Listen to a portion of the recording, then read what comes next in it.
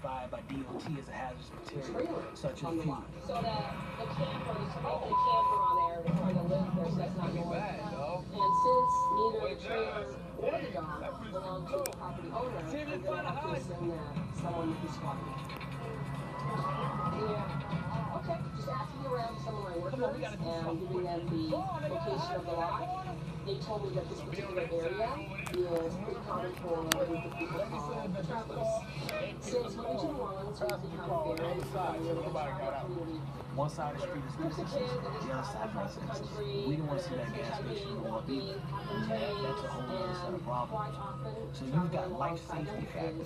You've got explosion potential. Sometimes we got to remember that, you know, this thing is a killer.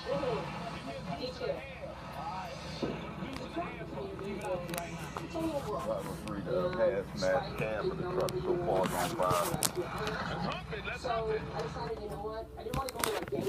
Okay guys, that was so. Okay? Okay. If you didn't see me, tell high five to anybody. I'm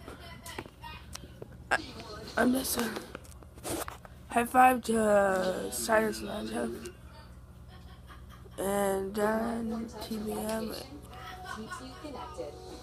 and any YouTuber programmers and so on.